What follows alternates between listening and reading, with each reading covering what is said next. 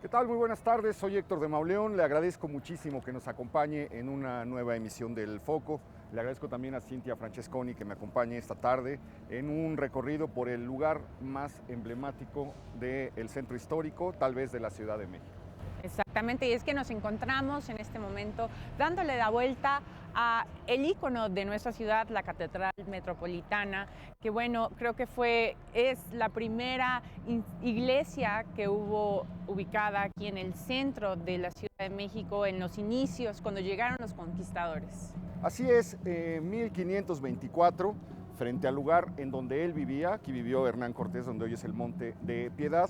Hernán Cortés destinó un espacio de la traza de la ciudad que estaba construyendo después de la destrucción de Tenochtitlan para el que sería el templo más importante. Decidió que la Catedral de la Nueva España se construyera sobre los restos del templo de Huitzilopochtli, donde habían sido ofrendadas miles y miles de víctimas en sacrificios humanos. Como una manera de borrar ese pasado de horror, ese pasado que él consideraba de horror, decidió hacer en este espacio la Catedral Metropolitana. En 1536 se levanta una primitiva catedral. Debe haber sido impresionante ese lugar, todavía se había hecho con los restos de las pirámides. Dicen que todavía estaban los dioses aztecas labrados en los muros, en las columnas, con jeroglíficos, etcétera, aztecas. Pues de hecho, bueno, aquí a nuestra mano izquierda, ustedes se preguntarán cuando vienen aquí al Zócalo, ¿por qué están estas piedras ubicadas aquí? Estas piedras son supuestamente los restos de ese primer templo que reutilizaron esas piedras que estaban que eran utilizadas para el templo de Huitzilopochtli. Es decir, estamos tocando piedras de Tenochtitlan, son piedras con las que se construyeron los templos fabulosos que maravillaron a los conquistadores y que luego fueron reutilizadas. Aquí se ve una columna trabajada, acá podemos ver. Pues de hecho tienen como forma de columna romana, pero algunas tienen algunas evidencias de que eran del templo. Sí, se ven por ejemplo todavía algunos labrados. Este ya es el trabajo, el rebase que hicieron para el templo español. No tiene evidencia todavía de jeroglíficos aztecas, aunque se alcanzan a ver ahí algunas cosas, pero no parece muy seguro. Pero sí nos cuentan que todavía se alcanzaban a ver los rostros, las piernas, las figuras de esas antiguas deidades. 1536.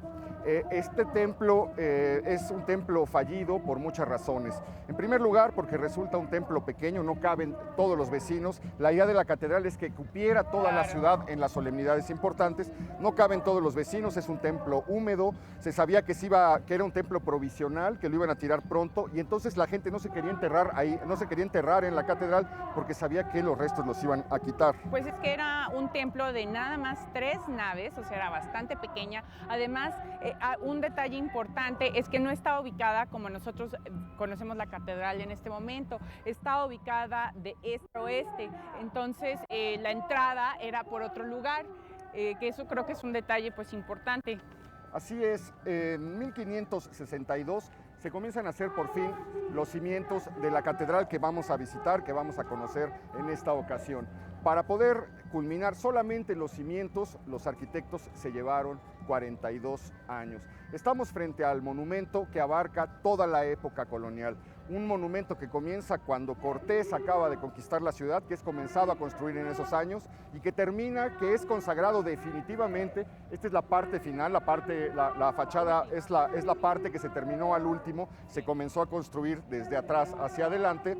Termina cuando ya estaba muerto Hidalgo y cuando ya sonaba el nombre de Morelos. Es decir, esta obra, este edificio es la suma de toda la cultura novohispana. Por ahí desfilan todos los estilos arquitectónicos, desde el herreriano muy sobrio, el churrigueresco, el barroco, el neoclásico. Se van sumando a lo largo de 3 siglos todas las unidades y todos los estilos arquitectónicos para lograr lo que estamos viendo. 16 arquitectos trabajaron toda su vida y murieron construyendo este edificio. Además es que si te pones a pensar, desde 1552, que fue cuando Felipe II decide derribar esa primera etapa o reutilizarla para construir un templo de 5 naves, pasaron Felipe II, Felipe III, Felipe IV y Carlos Segundo, también todos estos reyes españoles que dieron dinero para que se pudiera edificar este templo maravilloso que es nuestro Fueron insigne. los nombres de los monarcas que Cintia está mencionando. Vamos a acercarnos un poquito, vamos a movernos un poquito.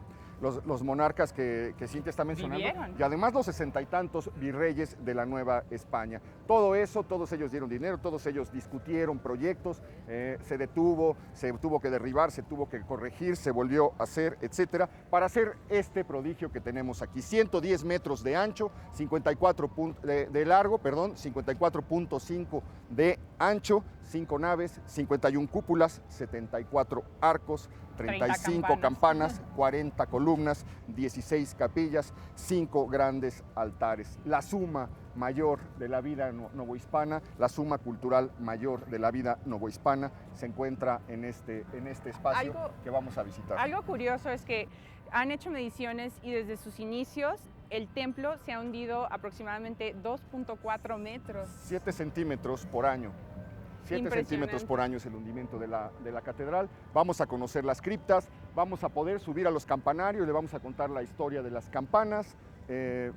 Vamos a estar arriba a la hora en que, es que para mí, se dé el toque de Ángelus. Lo más maravilloso son las campanas, las criptas. Que quédese con nosotros en este especial de la catedral. Así es, le vamos a presentar una pequeña crónica en lo que vamos entrando al templo que reconstruye esto que le hemos platicado, la historia de la cimentación, de la traza, de la construcción de este portento arquitectónico, uno de los grandes orgullos de la Ciudad de México.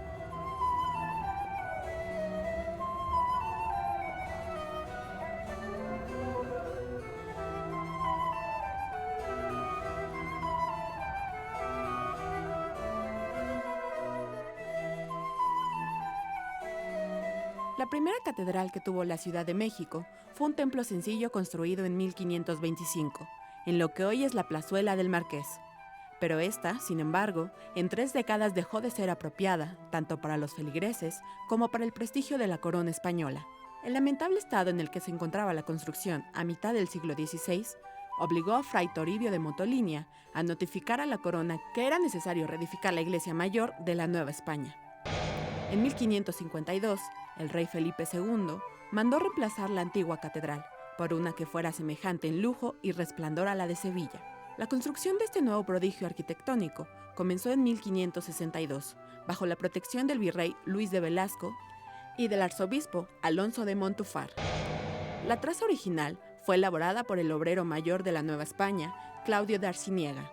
La Catedral Metropolitana de la Ciudad de México solo pudo ser construida en sus cimientos, a imagen y semejanza de la de Sevilla, porque el suelo lacustre no permitía la solidez de un edificio tan pesado y el dinero tampoco era suficiente. Se adaptó, en cambio, al modelo de la de Segovia o Salamanca. El ritmo de las obras fue tan irregular desde el principio, que el último retoque fue fechado en 1813. La inundación de 1629, la falta de material y dinero o el desinterés de un virrey provocaron que hubieran periodos en los que ni una sola piedra se le agregara. Tras la muerte de Arciniega, en 1593, la lista de arquitectos que estuvieron al frente de la edificación a lo largo de casi 3 siglos fueron Diego de Aguilera, Luis Gómez de Trasmonte, Melchor Pérez de Soto y Manuel Tolsá, entre otros. Este largo periodo de erección provocó que en el edificio se hayan plasmado diversos estilos, desde el gótico hasta el neoclásico, pasando por el barroco estípite. La Catedral Metropolitana de la Ciudad de México tiene distribuidos en sus 110 metros de largo 5 grandes altares, 14 capillas, coro, crugia, sala capitular, sacristía, 2 vestidores y 5 puertas. Según los estudios que se hicieron en el siglo pasado, para comparar la traza hecha por Arciniega y el resultado final, se concluyó que sus predecesores respetaron casi todo lo que el arquitecto español plasmó en el siglo XVI, salvo que en lugar de haber construido 4 torres, 2 al frente y 2 atrás, como aparece en el proyecto original, solo se levantaron 2. Cuesta trabajo imaginar, al ver el plano de Arciniega, cómo es que los maestros de obras pudieron dar vida a este portento de arquitectura religiosa.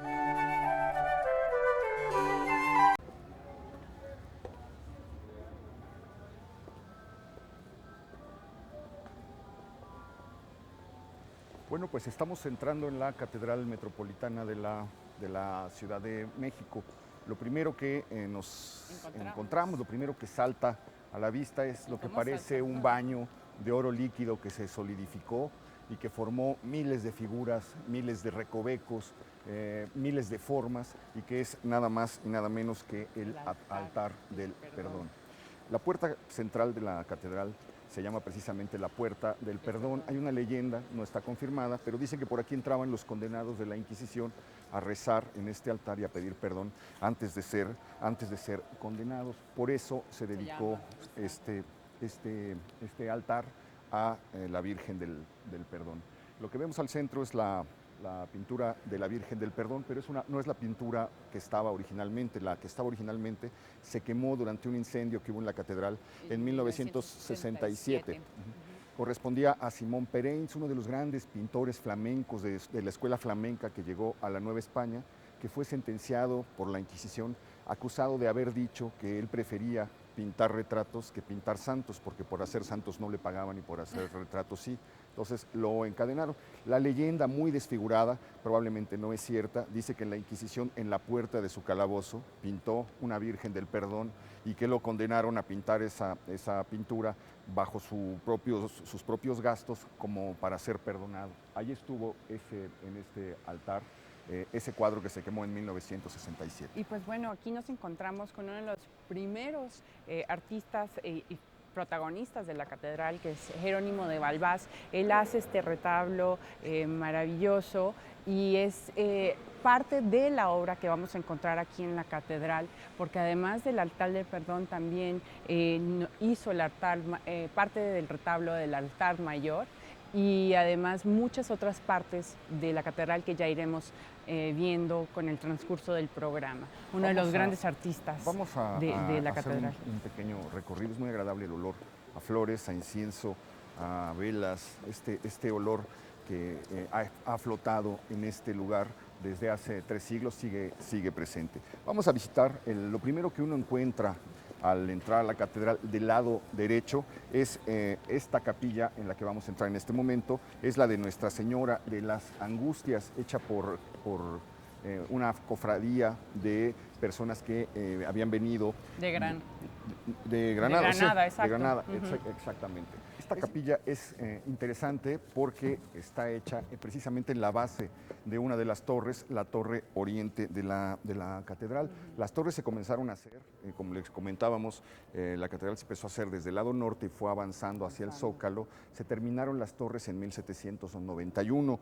Damián Ortiz de Castro fue el arquitecto que las hizo y que subió las campanas que pesan hasta 22 toneladas, por medio de unas máquinas con poleas que él diseñó y que hacían que solamente 8 hombres las pudieran manejar. Y que es otro de los arquitectos que muere y que le pasa, digamos, este proyecto a Manuel Tolsá, que ya hablaremos de eso después. Sí, unos años después. Bueno, esta capilla, le decía yo, es muy interesante, no tanto por lo que tenemos aquí, como por lo que tenemos aquí, pero sobre todo por lo que tenemos aquí atrás. Porque aquí atrás estamos viendo una pintura de un famosísimo pintor novohispano que se llamó Martín de Vos. Este cuadro que vemos aquí que representa al arcángel Gabriel o Rafael, es uno de los arcángeles. Decoró el arcángel Gabriel decoró la capilla, la catedral original, la catedral que fue demolida, que desapareció definitivamente en 1626. Esto estuvo en aquella remota catedral de la que no queda ningún rastro. Y otro detalle interesante es que aquí están enterrados los restos de la familia Tron. La familia Tron es la que trajo a México el Palacio de Hierro, eran los dueños del Palacio de Hierro en el Porfiriato. Y es que tenemos que recordar que esta capilla, o la Señora de las Angustias de Granada, pues fue creada por Isabel Católica, porque los musulmanes salen de Granada, ellos retoman este sitio. Entonces esta capilla era muy asidua de todos los españoles que vivían aquí en la Ciudad de México. Continuemos nuestro recorrido. Hay que recordar que vamos a recorrer 16 capillas que le fueron entregadas a las hermandades, a las cofradías, a los ricos, para que ellos las financiaban, ellos las pagaban, para que pudieran hacer sus lugares de oración, sus lugares de devoción. La siguiente capilla que encontramos es la capilla de San Isidro. Esta capilla se caracterizaba porque, yo no sé si ustedes recuerdan, hace un par de programas estuvimos en el templo de Portacoeli, del convento de Portacoeli. Ahí se encontraba el Cristo Negro o el Señor del Veneno, que es una escultura que encontramos ahora en el altar del perdón aquí hace unos minutos, del cual hablábamos. Ese lo ubicaron aquí y fue removido.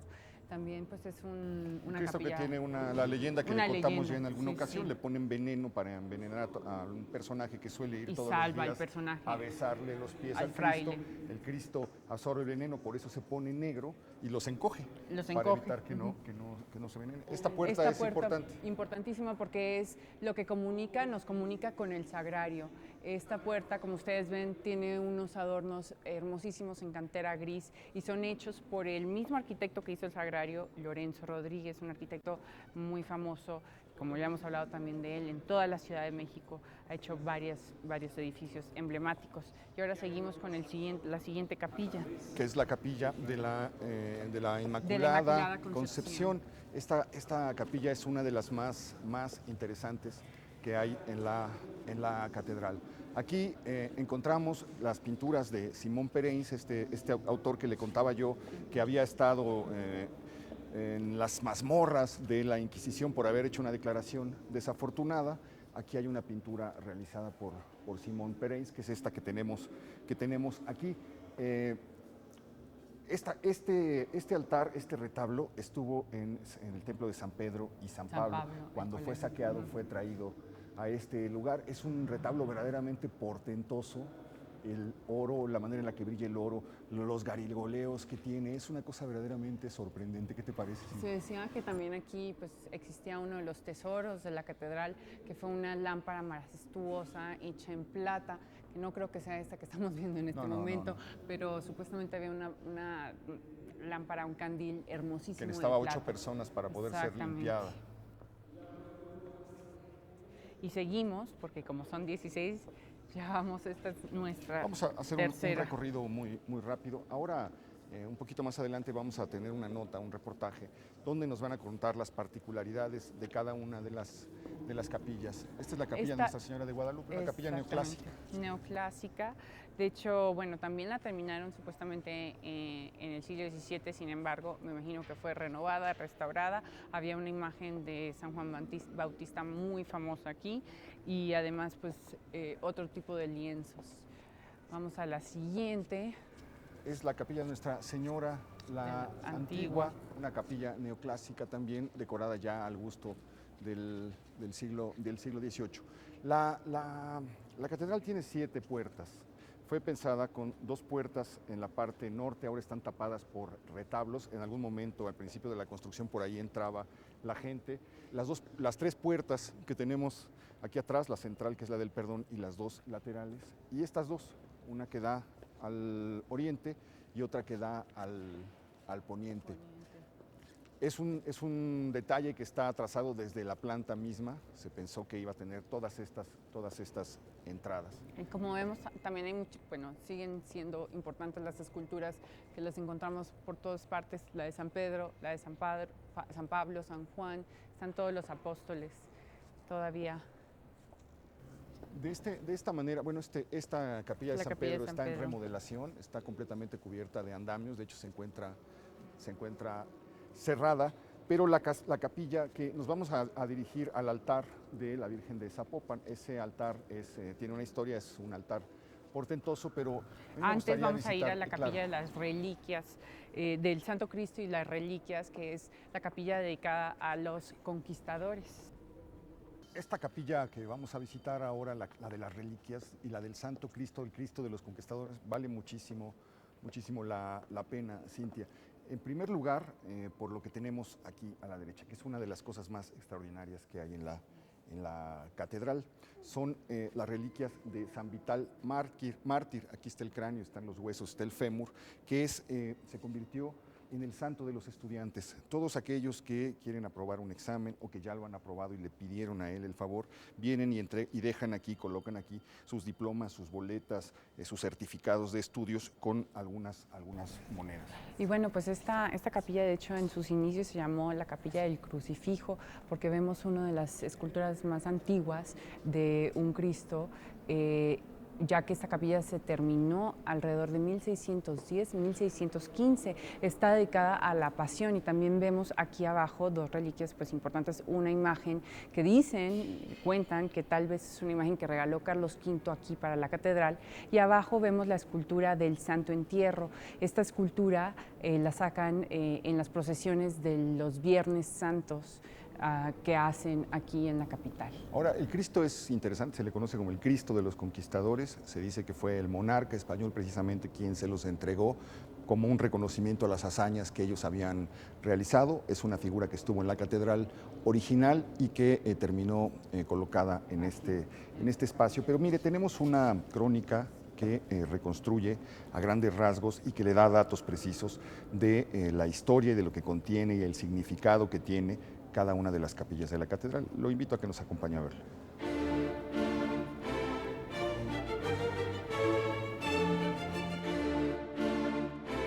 En la Catedral Metropolitana de la Ciudad de México se construyeron en tiempos distantes 14 capillas. Algunas de ellas se financiaron por donaciones de algún gremio, como los plateros, y otras por las obras pías de hombres con exceso de dinero. Están divididas en igual número en sus extremos derecho e izquierdo, y sin importar el orden en el que se recorran, al final, el visitante sale con un amplio registro de anécdotas que enriquecen la historia del templo.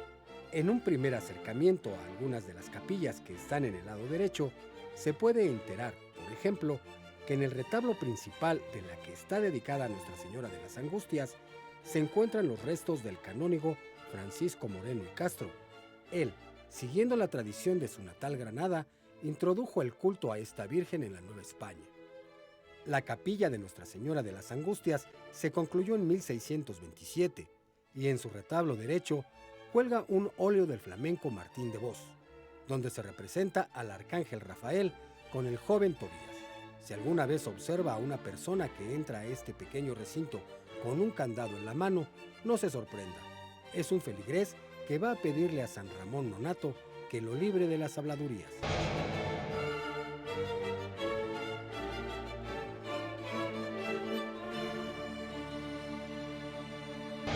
Unos pasos más adelante se rinde culto a San Isidro Labrador.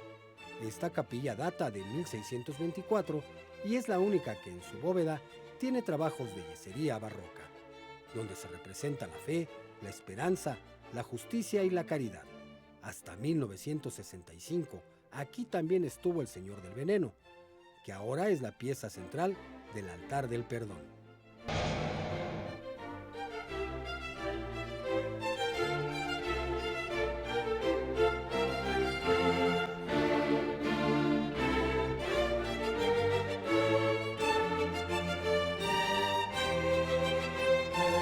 La siguiente parada puede ser en el espacio presidido por la Purísima Concepción.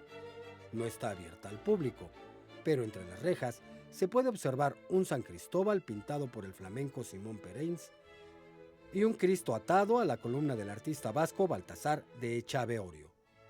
La última sugerencia de este recorrido arbitrario es la capilla del Santo Cristo. En su interior está el Cristo de los Conquistadores, hecho de pasta de caña, con aplicaciones de concha y un misterioso acervo de reliquias resguardadas en nichos. Hay, entre otras cosas, una astilla de la Santa Cruz, 2 cráneos de vírgenes, una piedra del Monte de los Olivos y un fragmento del ayate de Juan Diego.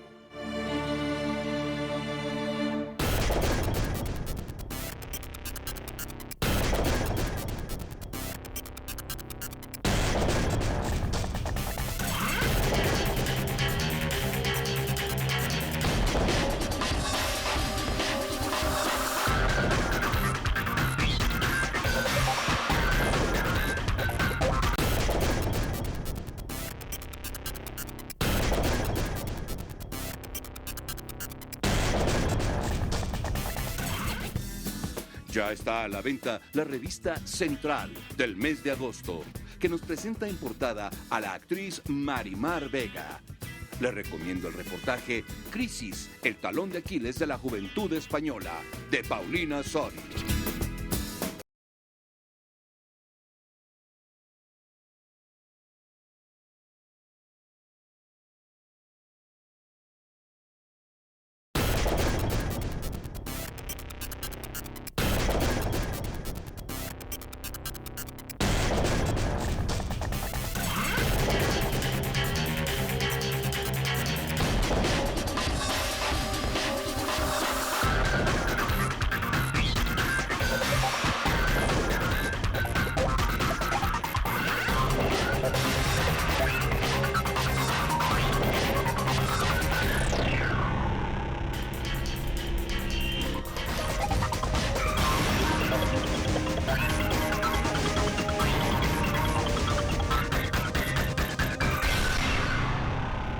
Seguimos nuestro recorrido. Lo siguiente que vamos a encontrar es el altar dedicado a la Virgen de Zapopan, Nuestra Señora de Zapopan, una figura que se admitió que hacía milagros desde 1665.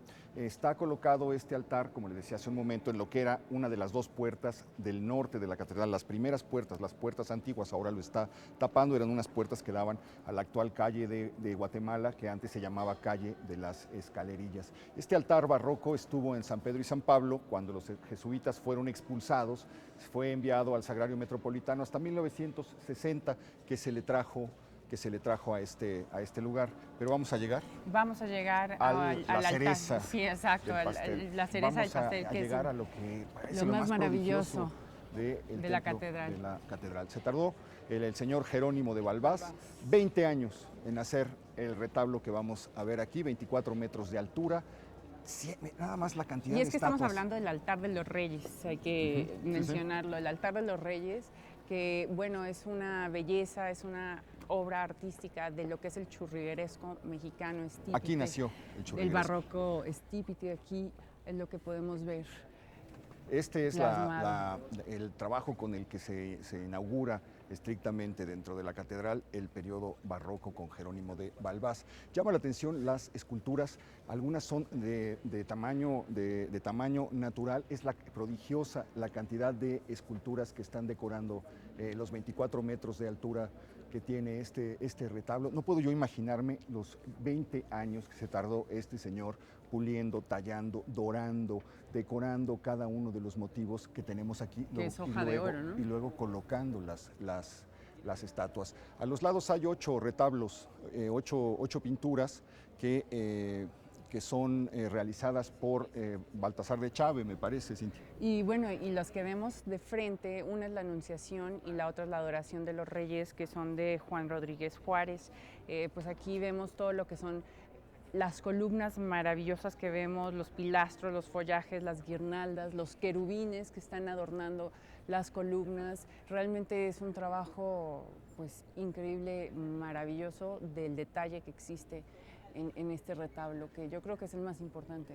Parece que se está derritiendo prácticamente el oro y que se está derramando desde las alturas hacia los fieles. Nunca se cumple como en este retablo esa frase de Góngora que decía goza la luz, el color, el oro, que se ha convertido en el emblema del barroco en el mundo. Tenemos que recordar, como ya habíamos mencionado, él también hizo el altar del perdón y también hizo el retablo de la Catedral de Sevilla en España.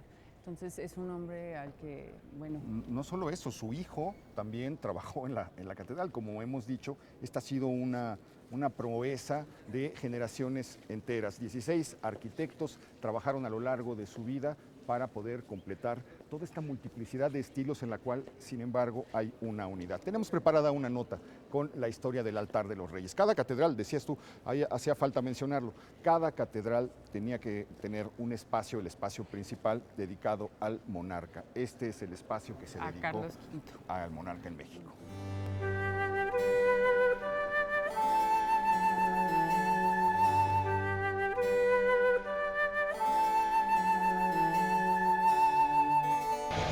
El altar de los reyes de la Catedral Metropolitana de la Ciudad de México es un eco de la costumbre española, vigente hace más de 5 siglos, de construir en los templos un sitio exclusivo para el rey. En la Nueva España se entregaban estos espacios a los virreyes, sin que esto disminuyera la suntuosidad de los altares. La primera vez que se habló de la construcción del altar de los reyes de esta catedral fue en 1682, pero la falta de dinero en las arcas reales frenó el entusiasmo de las autoridades eclesiásticas.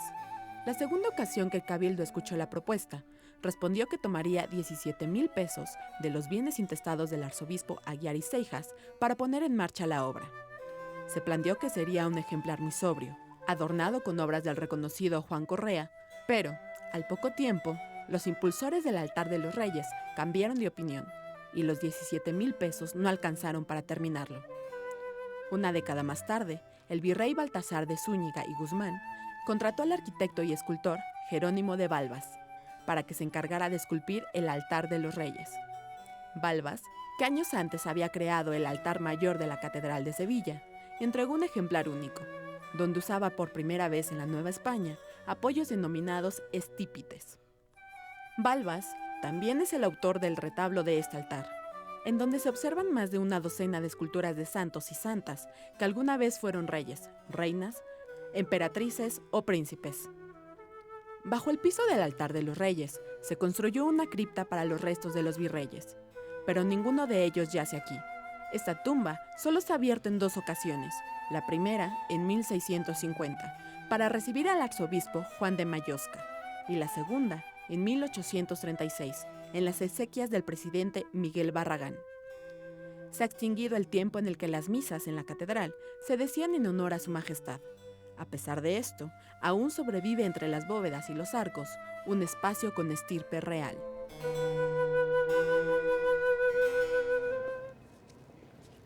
Bueno, pues terriblemente y severamente dañado este altar de los reyes en el incendio de 1967. Tuvo que ser reconstruido casi por completo. Sin embargo, sigue siendo uno de los ejemplos del barroco más poderosos, más importantes del mundo. Nosotros tenemos que adelantarnos, cortar aquí este recorrido de las capillas. Vamos a hacerlo la próxima semana porque se nos acerca la hora del Ángelus. Es el toque de campanas que se hace aquí en la catedral y nos estamos dirigiendo vamos hacia a subir ese momento al tan campanario. Quiero adelantar de una vez también que nos falta visitar uno de los lugares más misteriosos de la catedral, que es las criptas, la cripta del arzobispo. 70,000 toneladas de tierra tuvieron que sacar para abrir espacio a ese lugar. Aparecieron hallazgos prehispánicos, vamos a visitarlo, pero por lo pronto lo vamos a llevar a un lugar que pues, pocos mexicanos hemos visitado. Porque de hecho estaba prohibida la subida, pero hoy hemos estado viendo que sí han dejado pasar grupos pequeños de personas para que puedan observar, creo que una experiencia que va a ser majestuosa para ti y para mí, Héctor. Así es, acompáñanos.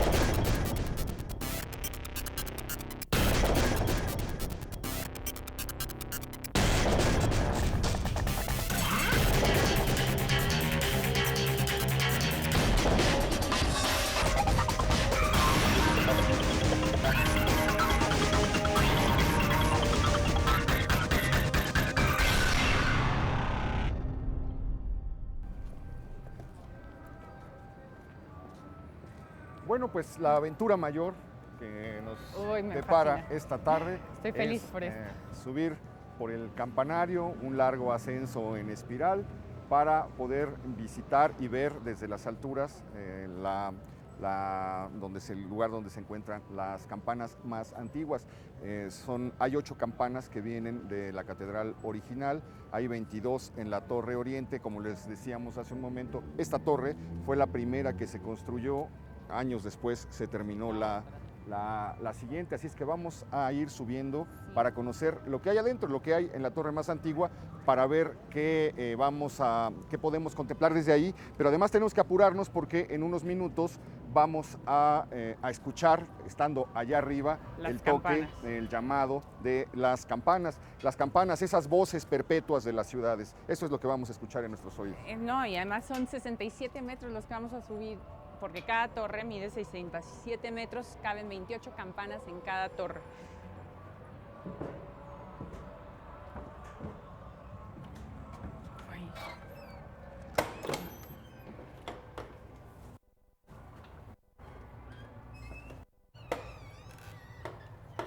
Bueno, pues tenemos que apurarnos porque en unos minutos va a comenzar va a comenzar el toque.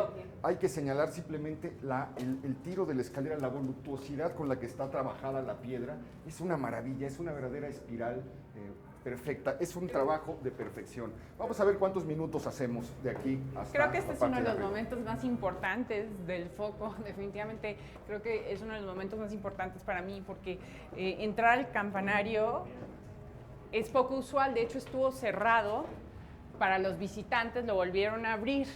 Hay leyendas, historias, por ejemplo en 1947 un campanero inexperto por falta de técnica muere golpeado instantáneamente por una campana y la campana es castigada desde 1947, le quitaron el badajo para que no sonara más, la apodaron la castigada y además de eso la perdonaron hasta el jubileo en el 2008, en el año 2000, le volvieron a poner el badajo y volvió a sonar. Esas escaleras están difíciles, ¿no crees, Héctor? No, están mortales. Bueno, estamos en el primer cuerpo, tenemos todavía por dónde caminar.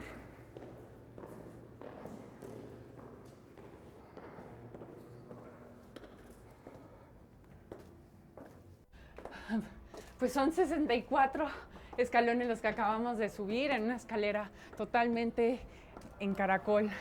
Estamos a punto de conocer, de presentarles a la campana más antigua de la catedral. Es esta que tenemos aquí atrás. No todas las campanas están firmadas por su autor, por la persona que las creó, aunque algunas de ellas sí tienen firma. Son 35 campanas, 10 de ellas ya están rajadas, a lo largo del tiempo han sido lastimadas, de manera que 5 de ellas ya no tocan. Si nos siguen por aquí vamos a encontrar, este es un lugar fascinante. Si nos siguen vamos a encontrar una campana que está depositada en este espacio y que tiene la fecha de 1634. Desde luego es una campana que ya fue bajada, el badajo es impresionante.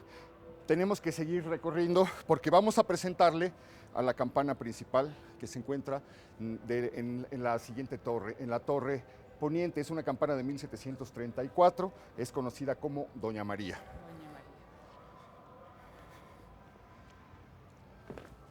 Hay de hecho una campana a la que llaman la ronca. La ronca, sí. Por el tono de su voz, se encuentra en la parte de aquí atrás.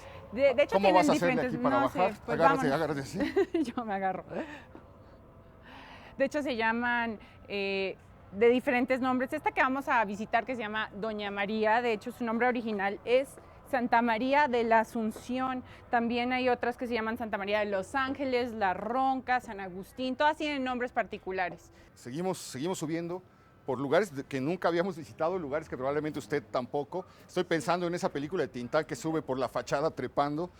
Más o menos me siento así, ya con el aliento perdido. Cintia, ¿cómo vas? Pues cansadita también, pero un dato interesante es que la campana más reciente la bendijo Juan Pablo II en el año 2002 y se llama, de hecho, la campaña de Juan Diego, en honor a nuestro queridísimo Juan Diego. Y hay de todas formas pesos en cuanto a las campanas. La campana más pesada que tienen aquí pesa 10 toneladas y la más pequeña pesa 60 kilos. 60 kilos. Los datos van cambiando porque las campanas bajan, las quitan, las mueven, algunas se fracturan, son reemplazadas por otras. tantos siglos de que el badajo esté pegando en un mismo lugar, termina por deteriorarlas y cambiarles el sonido. Y las campanas son instrumentos musicales. Entonces tienen que estar perfectamente afinados y sincronizados. Estamos a unos minutos de poder escuchar. Creo que podemos seguir avanzando por aquí. Para pasarnos a la otra torre, donde nos vamos a encontrar con el señor Rafael, que es el que va a tocar la campana en este momento, y él es el encargado del campanario de la Catedral Metropolitana. Mira estas escaleras. Estas escaleras están maravillosas. Son de madera antigua. Completamente desgastadas. ¿Cuántas personas durante cuántos siglos habrán subido por estos peldaños?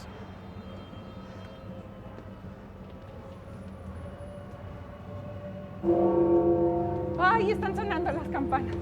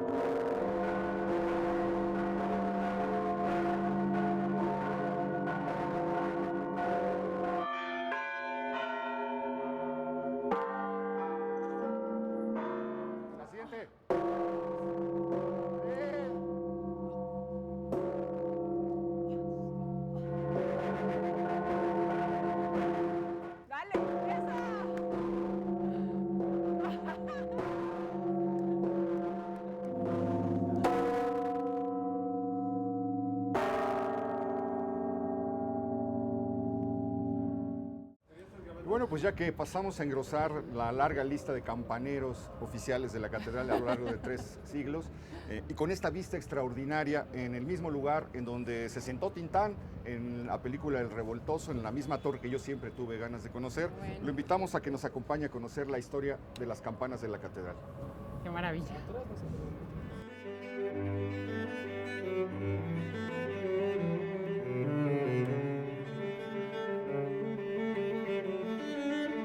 Aunque se tiene espacio para 56, solo se colocaron 35, cada una con su nombre y con su historia. Las campanas de la Catedral Metropolitana de la Ciudad de México merecen atención especial.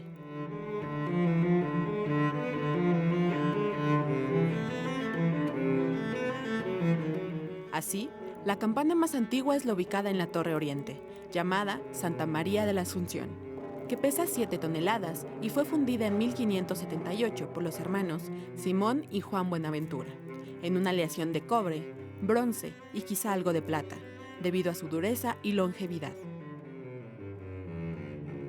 A decir del cronista José María Marroquí, en vista de que la torre de la catedral no contaba con suficientes campanas, el virrey la solicitó a capillas o monasterios. Así, la primera llegó del pueblo de Jiquipilco. El 5 de abril de 1654, los indios de Hueyapan trajeron una campana grande en un carro tirado por bueyes. En la torre poniente se ubica la Ángel Custodio, relevante porque en 1968 fue tocada por los estudiantes que tomaron la catedral.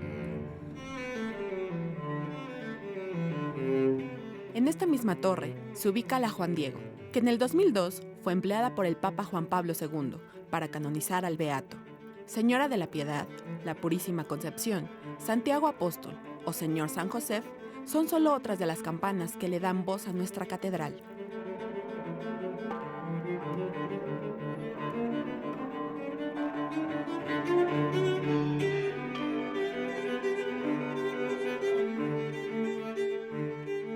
Bueno, y comenzamos a bajar por esta escalera que, como pueden ver aquí, no es de caracol, forma una elipse, una escalera que tiene siglos de antigüedad y que acaba de ser restaurada. De hecho, llama mucho la atención cómo están desgastados los peldaños por los pasos de tantos cientos de personas que a lo largo de 3 siglos subieron y bajaron.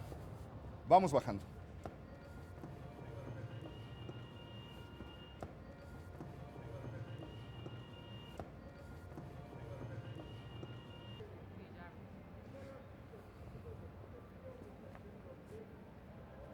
Esta es la parte de la catedral que nunca vemos, la parte trasera del reloj que terminó Manuel Tolsá en 1807. Hay un agujero, está cerrado en este momento. Por la puerta hay un agujero, te puedes asomar, Cintia, si quieres. Y es sorprendente porque en cuanto a uno acerca el ojo, lo que aparece es una fecha, es la maquinaria del reloj fechada en 1807. ¿La alcanzas a ver? Está ahí enfrente.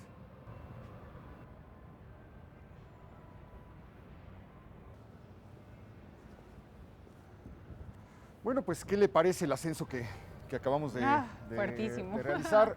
Estamos de vuelta en la Torre Oriente de la Catedral, la más antigua. Nos acercamos de nuevo a este lugar porque aquí durante los trabajos de restauración de la catedral, al desmontar una esfera, que es las esferas que coronan las torres, apareció un portento, un prodigio, una caja del tiempo. Una caja del tiempo fantástico. Es fantástico, como dice Cintia, porque son cosas que se gritan hombres de un siglo a otro.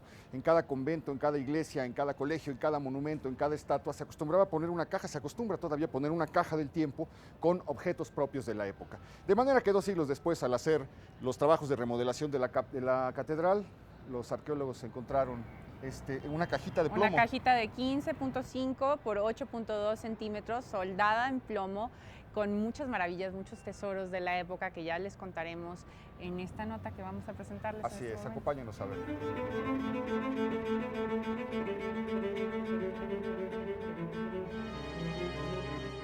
El pasado de esta ciudad continúa revelándose ante los ojos incrédulos del siglo XXI. En esta ocasión, una caja de plomo hallada en la Torre Oriente de la Catedral Metropolitana, aquí en Ciudad de México, cuenta lo sucedido el 14 de mayo de 1791, cuando el arquitecto José Damián Ortiz de Castro dio por terminadas las 2 torres de este emblemático edificio.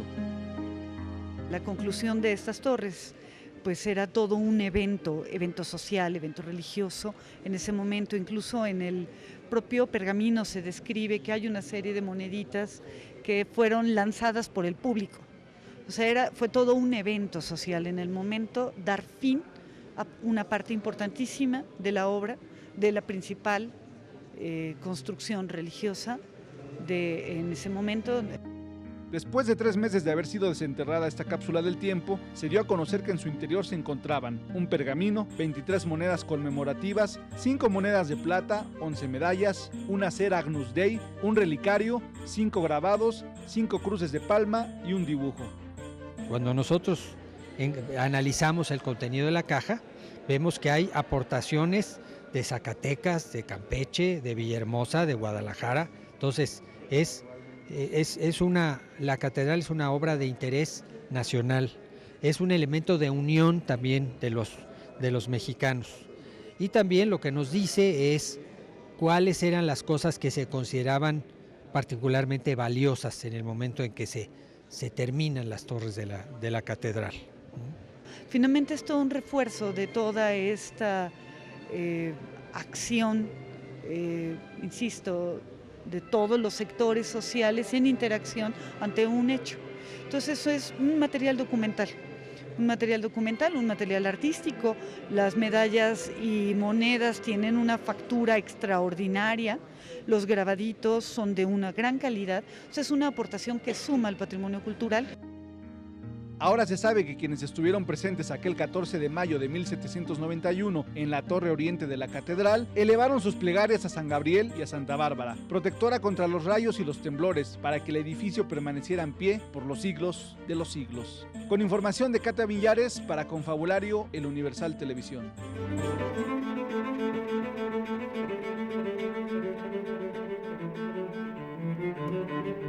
Ay, chingado, mi pie. Oye, de haber sabido que iba a ser esta aventura así, me hubiera traído pantalones. Nunca me imaginé. Mira estas paredes, qué increíbles, ¿no? Todo, es como... Por acá a la derecha. Acá. Una de las experiencias más maravillosas que he tenido, definitivamente. Voy a bajar por aquí. Bueno, pues estamos terminando el recorrido de esta semana. Cuidado por aquí. nos falta muchísimo por conocer, nos falta visitar la sacristía, nos falta... La No cripta. tuvimos tiempo de visitar la cripta de los arzobispos, un lugar misterioso que está enterrado. El bajo sagrario piso. tampoco. No visitamos el sagrario. Nos faltan algunas cosas que visitar, recorrer algunas capillas que les queremos mostrar. De manera que tendremos que hacer trámites, Cintia, para Para otra ver si semana. podemos regresar la próxima semana. Seguramente nos darán autorización, ya nos la dieron para este recorrido. Pero vale la de manera pena, que los definitivamente. esperamos en este lugar la próxima semana, porque la verdad son cosas que pues están a la vista de todos nosotros desde que nacimos y Sí. no las conocemos. Muchos no ni las han hemos entrado visitado. seguramente. Muchos sí encontramos ahora subiendo gente que viene a paseos, etcétera, pero la mayor parte de las veces pasamos y ya ni siquiera volteamos a ver lo que tenemos, Ya. no lo conocemos. Y bueno, pues el propósito de este programa es precisamente mostrarle a usted Conocer los lo que secretos de usted la no ciudad, sabe. arrancarle sus secretos para Exactamente. quererla más, para conocerla. Es mejor. el foco sobre lo oscuro, ¿no? Lo que no conocemos.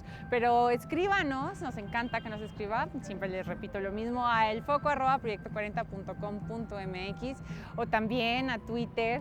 Tratamos de ser pues bastante atento con todos los que nos escriben y nos mandan sus comentarios y sus mensajes a @sinfrancesconi. @H de Mauleón. Les agradecemos muchísimo toda la información, todos los datos, todas las preguntas que nos hacen llegar. El sentido es poder interactuar con ustedes, conocer entre todos, compartir con todos ustedes estos cuentos de la tribu. Por lo pronto terminamos el recorrido de esta semana. Lo espero con muchas ganas la próxima aquí. Ya lo sabe usted, en El Foco. Gracias, Cintia. Gracias a ti, Héctor. Hasta la vista.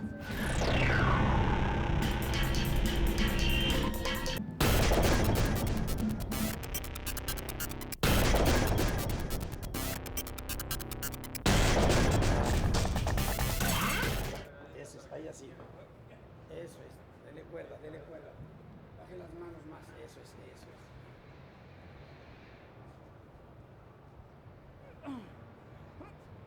¿Le siente el peso de la mano? Eso es. Para que llegue hay que dejarla ahí. Ahí va, ahí va, ahí va. A la siguiente.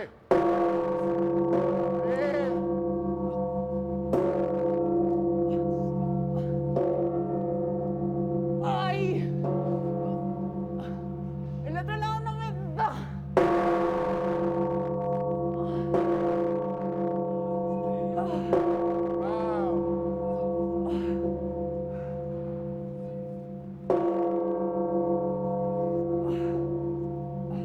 ¡Ay!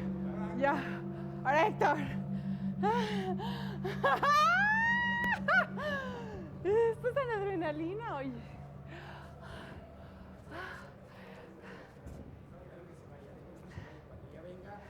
Vas a sentir el peso, siente el peso. Sentir el peso. Siente el peso. Sentir el peso. Ahí. Ahí. Siente el peso. Hay que agarrarlo más abajo. Para que pueda agarrar el columpio. Eso, dale así. Siente el peso. Ahí.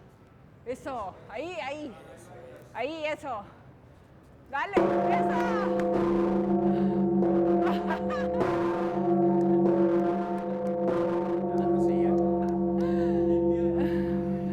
Sí, ¿verdad? Estuvo increíble.